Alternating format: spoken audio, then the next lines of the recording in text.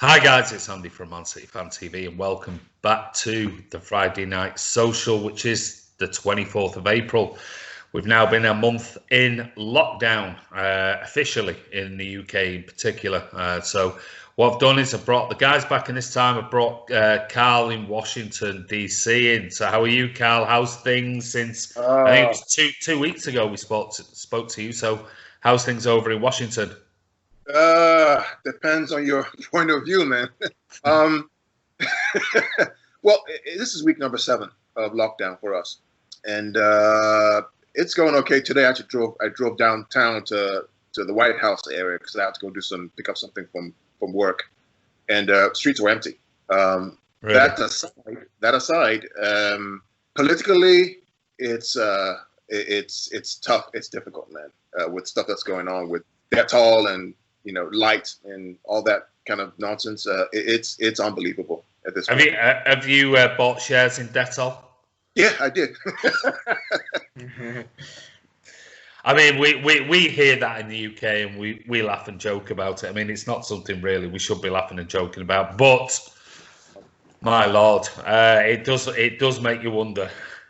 Yeah, it's unbelievable. We just hope that November comes around and we get over this, because it's not good for anyone, Andy. It's not good. No, it's not. No, of course it isn't. And we're only sort of, trying to make light of something. But when you hear your president coming out with people, can we inject Dettol into their lungs? And I mean, it just makes things 10 times worse. But anyway, Martin, how are you? Not bad. Been in work this week. Yeah, which was good. It was weird. I got to work in about 8 minutes. Really? The roads in Manchester were that quiet. It was empty. It was great. I had my dinner hour. That was a bit boring because there's nowhere you can go, what you can do, or you can't sit with people or anything. You literally just sat there on your own, which isn't great. But yeah, it was good. It was good to see other people other than my family and speak to some of the kids and see how they are, which was good.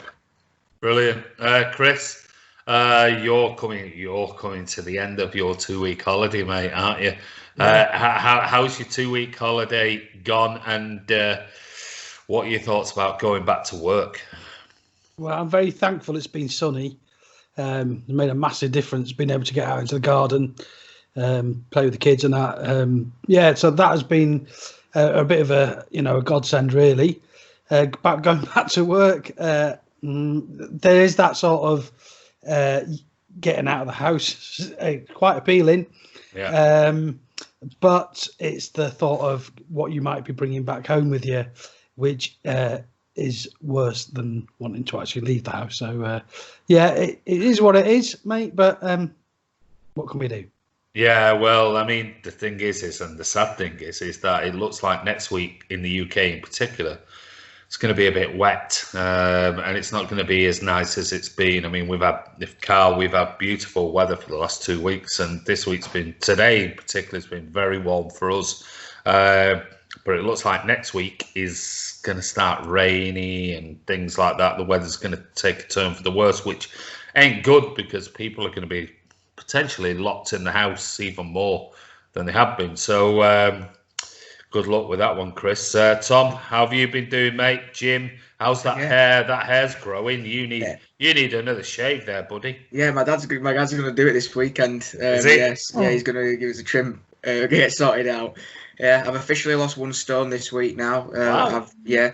I had a bad injury on my ACL, so I've had a sort of like a year out of sport. So I've been putting a little bit of weight, and the physios have said that I can start doing quite a lot of cardio. So I've managed to chisel off a stone in the past month. So yeah, lockdown's been good for me in a way. So yeah, it's just there you go. It's got to be one of them, hasn't it, for him? Well done, mate. Thank you, buddy. That's brilliant. There's someone now. I know. Well, he's not got in touch with us, so we'll maybe he'll be on next week. So is your dad all right? Family all right? Yeah. My dad's still working. You know, he had his day off today. Luckily, so he had a day off today. So he was reading his Uwe Rossler autobiography that he bought. Was he? Yeah. So yeah, he's just been working. He hasn't gone out of the house. He's been doing quite a lot of work from home, sorting stuff out from home. So yeah, he's not had to go out that much in the past week. So it's been all right for him. Yeah. We'll give him my best regards, mate. Right, okay. Well, tonight is we've had the channel stuff. We've had quite a lot sort of going on. You'll probably see it next week. We've been doing a lot of changing around with graphics and things like that. So me and Martin have been working hard on things like that and sorting out the new switchover with Martin's laptop and things like that. So we've been busy on it. So tonight, I thought, well, rather than me setting the agenda like I always do, I thought I'm just going to throw it over to the guests tonight. And we've obviously got Karl in Washington, Martin in Manchester, we've got Chris, and we've got Tom. And I just said, right, your questions. It's entirely up to you what you want to talk about. So what we're going to do is I'm going to throw it over to the guys, let them ask the questions tonight, and then we'll come back with a golden question like we always do. So I have no idea what they're going to come up with. But first up, I'm going to come to Tom. You can kick us off tonight. Right, so I'm going to start this off with the news today about the Eredivisie being cancelled in the Dutch League. They've followed suit with the Belgian League in stopping all competitions now for this season. So I just wanted to ask you guys what you think about the situation in the Dutch League, and can the English Premier League follow suit as well? Karl, I'm going to come to you, Karl in Washington. I'm going to come to you first. What are your thoughts? Obviously, Tom saying there that the news broke today that obviously the Dutch League are now followed suit with the Belgian League and cancelled games and cancelled the season. So could you see this happening in the Premier League in particular, because that's what's relevant to us? I think it's inevitable, Andy. You reckon? Yeah. The longer it goes, the more the death count today. What's it today in the UK? 800, 700 people died? Just under 700, I think. In the US, probably I think we're now across 52,000 people dead. So far. I don't see how we're going to start the season and complete it, man. I think it's done. The longer it goes, the more time passes, the longer the July and August comes around. I don't see it. So I think it's done. I said it was done weeks ago. That it's done. Yeah. It's just too much. It's too much to talk about football at this point in time, where people are dying daily, and we just hope that people recognize where we're at, and football is the last thing we should be talking about resuming, in my opinion. Okay, come to Chris. Yeah, interesting, really, because if I remember rightly, Belgium were going to have a champion, weren't they? I can't remember who was top of their league, but in Holland, they're not going to have a champion, no relegation or promotion, which I don't know. It just feels like we're all under this, UEFA umbrella, which we'll get onto later. But it seems individual leagues are making different decisions now. From what I've read in Holland, Ajax and Alkmaar are both joint top. I think it's just goal difference. So you can see why, with 9 games going, you can't really. Whereas I think in Belgium, somebody's way ahead, aren't they? Yeah, so, they were 15 points ahead with 1 game to go. Yeah. I mean, with their government coming out and saying that no major events until the 1st of September. Yeah, I don't see how they could have done any other way than going behind closed doors. But I think people, I don't know, actually saying that they have heard people today say they'd be happy to see that. I thought the general consensus was that they wouldn't want to see behind closed doors. So, yeah, I think it's the right decision. Okay, Martin. Exactly what I thought was going to happen. I think it's the right thing.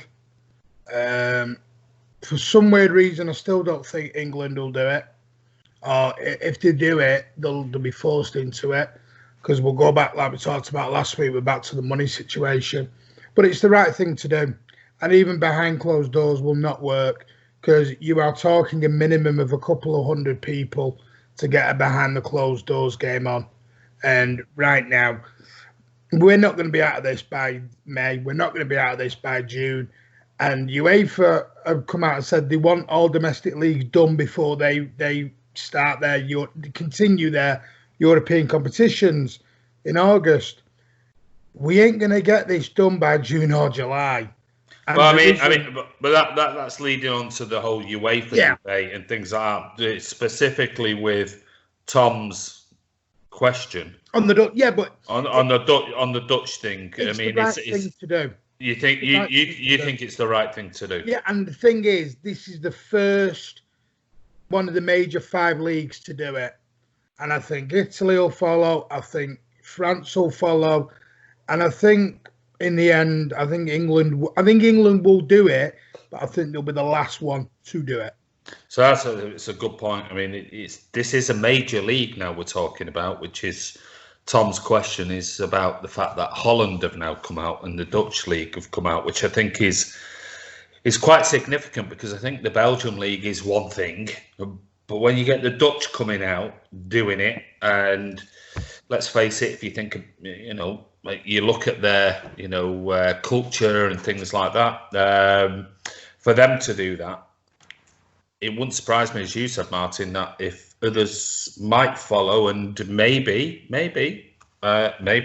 will be the last, who knows? But interesting point there, Tom. Okay, Chris, going to come to your question. Well, really, it's an extension of it. Okay. And that is to do with UEFA and their edicts that they keep on coming out with every other week about they wanting to get seasons finished and for qualification into their elite competitions. I mean, there's every day this week there's been something said that you can see that really we should be doing the right thing and just forgetting all about football at the minute. We are nearly at 20,000 deaths in the UK. Again, Italy and Spain have had horrendous death tolls, which all countries have had, bad death tolls. We've had the cricket saying they're definitely not starting till July the 1st, which takes us past this, June sort of time for the football. So my question really is it's probably more of a statement, is, what UEFA cannot dictate what happens in a country. Should UEFA just sit back and allow individual countries to make their own decisions, rather than threats and whatever else is coming out of them? It's a good point, because this is something I tweeted yesterday about it, and it does feel like UEFA are making statements here surrounding the fact that, well, we're doing this, we're doing that, we're doing the other, and you should be doing this and you should be doing that, and yet hold on a minute, they don't, as far as I'm aware, they don't have any governing power over what domestic leagues do. Well, they certainly haven't over Belgium, and they certainly haven't over Holland, because they've just basically gone, we're going to look after our community and our people. So I find it quite distasteful that UEFA have come out with something like that. This brash statement, like there's some big God governing power, when they have no power as far as I'm concerned. But you're shaking your head there, Karl. What's your thoughts on that? Well, I think isn't UEFA a federation? They have no governing power to the local association, right? No. Each association is independently run, has their own laws and guidelines. So why are they trying to be the Lord and Master of all to govern how each country manages their football league, right? Well, that's another question. Why? So I scratch my head and I think about this is what they call overreach, right? UEFA are overreaching their authority by trying to impose schedules and timelines on local leagues because they feel that everybody is beholden to this UEFA Champions League goal that they call the premier. Well, frankly, it's not, right? Each league must be able to set its own conditions for assigning prizes, assigning the winners, assigning relegation based on their schedule, based on what the government has said. So it's not surprising from UEFA, again, right? Trying to amass power to influence footballers across Europe. Yeah, it's interesting. Yeah, I mean, you said it there about trying to amass power, assert power, or whatever power they believe they have, and down to this two little competitions that they believe is everybody is interested in. But anyway, yeah, good points there, Martin. Yes and no with UEFA a little bit. And no is in, I totally agree with what Karl and Chris have said. UEFA shouldn't have any power on what happens. The yes part is, I don't trust the FA to make the right decision. Yeah, that's another very interesting point. And here's why. With the amount of money they're talking about, do you really think the FA have the people with the right know-how to make a proper decision on who's champion, who gets relegated, who gets what? If the FA have got anything, if you can go off any of the history of the FA, they'll end up with about 3,000 lawsuits by the end of this if you leave them to make this decision. So in a way, I get it. And the other side of it is, if you're going to enter them into UEFA's competitions next year, UEFA might want to say they've got a say in that a little bit. But on the other side of it, as I tried to do on yesterday's vlog a little bit, this also could be a way for the FA to put the teams in the Champions League that they want there a little bit. If they could try and get Man United into the Champions League, do you not think they'd want to try and do it a little bit? If you're the FA, no disrespect here, but Leicester City or Man United, who do you think they're going to want in it? The only thing I'd say on that, though, is haven't the FA said they'd be guided by the NHS? Yeah. And they've come out. They've come out in the last couple of days and said that social distancing might be here till the end of the year, which runs into next season as well. So, we might get to a point where we actually finish this season where we left it off a whole year later in March. You know what I mean? Yeah. I don't think we'll start next season till gone Christmas, personally. I think, just like I said, I don't trust the FA to make the right decision a little bit. And like the Dutch one, the Dutch have just made that decision. They've done it straight away and they've made that decision. The FA, like I said, our FA will be the last ones. We were one of the last countries to hit lockdown. And we all knew weeks before we needed this. We were the last ones to close the schools. We were the last ones to do everything. And so we will be the last ones to cancel football. I mean, what I found, the comment there, Chris, about, and I read this during the week, is that the Premier League are going to take their guidelines from the NHS. Well, hold on a minute. The NHS aren't the ones here that should be, one, responsible for footballing guidelines. Two, the NHS are not the ones who are responsible for determining laws and regulations and lockdowns and social distance. It's the government that are responsible for setting those type of guidelines. And I feel it's another sideways step by the FA, Premier League, whoever made that comment, to pass the buck, to actually go, well, we're determined by the NHS. What's the NHS? The NHS are overwhelmed at the moment and dealing with a coronavirus outbreak that they're solely responsible. They're not responsible for determining Premier League rules.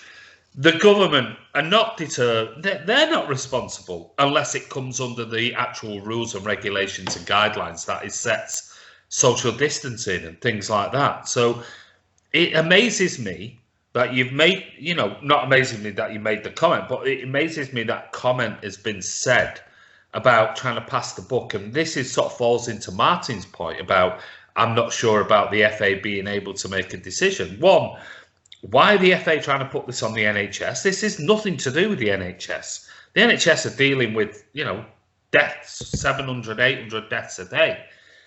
The government are dealing with the NHS because they're our government. So they're the ones who set the precedent for rules and regulations and lockdowns and social distancing. Yeah, you've heard the Premier League, prior to that comment you made there, Chris, about, we'll follow guidelines from the... Haven't for the last 2 weeks the Premier League been talking about locking players in hotels for 4 weeks and testing them when NHS staff can't be tested? Well, where's all that come from? Now suddenly they want to push everything onto the NHS. Where have they ever been given permission to go into lockdown with players in hotels and social distancing and testing every 2 days and blood tests and blah, blah? Where's that come from? It's like this. It's like they're making it up as they go along. Well, I think they are. I think they are, mate. I think that if to be a bit kind, I'm not right to politics here, but with the government and everything, I think they are being. There's like a partnership with the higher bods in the NHS as to what's the best routes to take. And where football is concerned, and Martin said this plenty of times, really, it's a bunch of blokes kicking a bag of wind around. It isn't really important, is it? I know it's important to us, but people's livelihoods and their lives, are far more important than a football game, and who's going to qualify for some poxy European competition next year or the year after or whatever. UEFA, as far as I'm concerned, they need to be guiding the national organisations, but not through the media. It doesn't need to be coming out with these edicts all the time. It's like, what's best for your country? You look at Germany. It'd be interesting to see what they do, because they seem to have got a real handle on what's going on. They still had a lot of deaths, but compared to other major European countries, they've done a fantastic job. It'd be really interesting to see what they do. I think UEFA have been pretty appalling, really, in all of this. But, that is no surprise. They are a pretty poor organisation. Karl, you want to come in? Well, here's a radical idea, Andy. With the FA pointing their finger to the NHS to make a decision, I think they're just buying time. I think they know that someone's going to have to make a decision. But they're using this as a ruse to buy time and get people kind of quiet down for a while. It just makes no sense. Logically, the authority is the government. The government sets the rules. So when people can get out from social distancing, it has to be the government. And until the government says it's okay, FA and the Premier League can't do anything. Yeah, I mean, I'm going to come to Tom because I'm not asked you to answer on that question, but I'm going to throw something a little bit different to you on Chris's question about UEFA and everything else, because me, Martin and Karl have talked about it. Let's imagine then, Tom, let's imagine UEFA are out of the equation. Let's say there's no Champions League football, there's no Europa League football, it's all domestic competitions. There's no such thing as the Champions League or Europa League or anything like that. Can you see the FA, the Premier League and everything else continuing with this rhetoric about we need to play it behind closed doors, we need to have a conclusion, we need to have this? I mean, I don't know. Maybe you do, maybe you don't. I don't know. But take the Champions League and UEFA completely. There's no such thing. It's never existed. I think they'd have cancelled it weeks ago if they didn't have the UEFA competitions, because UEFA playing England and the FA. They're playing them because they know that England as a country and the FA and the Premier League rely on the Champions League and the Europa League funding so much. BT Sports rely on it so much. England is a massive part in the Champions League's broadcasting and producing. So they know that whatever they do, England are going to follow as a footballing nation, are going to follow what they're going to do, because they can't afford, unless they cancel it and the Premier League cancel it, unless they choose that decision, they can't afford to lose the money. It's all back down to the money again. So is the crux of this whole argument here? Is it really down to European football and UEFA? Pocket again. Is it? I mean, is it? And this is my question. I can ask all of you. I mean, is it really down to what, like Tom's just said there, and from Chris's question? Is it really the fact of, if we had no Champions League and we had no Europa League, would it be that difficult just to have said season is null and voided? That is it. Or do you still think the FA, Premier League, media outlets, blah, blah, blah, still want Liverpool to have that title and be recognised to have that title? Just for everyone, or Andy, or just for all of you? Any of you can go for it. If Man City were in Liverpool's position right now, I could bet my mortgage the league would have been cancelled. I can bet my mortgage to be cancelled. Yeah. Any other club? We'll stop there then. Tom, do you agree with that comment? 100% agree with Chris? No, I don't actually. Okay, I don't. We'll come back. You come back. Oh, you two don't. Okay, we'll stick with that because that's a really, really interesting point. You think it will? Yep. Chris, go on then. You were the first to say no. I think it boils down to the green. It's all about the money. And I'm not sure how much TV revenue goes into Dutch football, from outside, from international, national companies. And I think for the same with the Champions League, the loss of not being able to televise their competition, same with the Premier League, is the overriding factor in all of it. I think the Liverpool thing has a certain, it's a romantic thing, and maybe not for us, but for a lot of people to see Liverpool win the league will be, it's been a long time, massive club and all that. So I can see that sort of thing, but I really do think this boils down to, the money, and that's. Yeah, but Andy, I think your underlying question was excluding UEFA, no Champions League, no Europe. I still believe that of the Premier League. I think the amount of money that the Premier League get in from TV, I bet it's probably the most in the whole world. Of all the leagues, that'll be the overriding thing. That's why our English clubs are able to bring in such top talent. Yeah. Okay, Martin,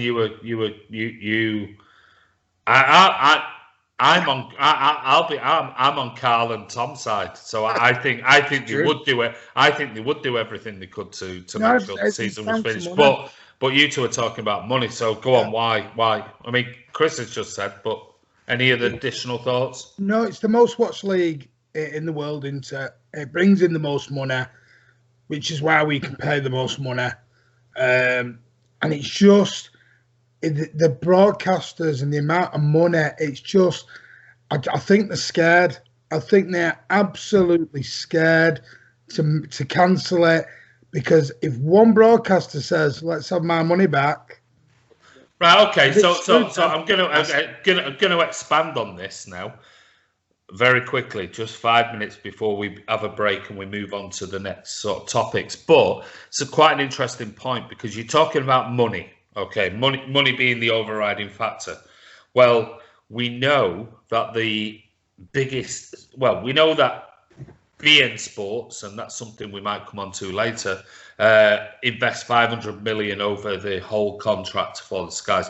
Now, we know Sky have already said the 371 million pounds that is due to be paid, they will defer on that, and they will add it to next season or the season after. And I'm sure BT, with their, I might be wrong, 317 million, I might be wrong with the figures there, but around that, will do the same thing.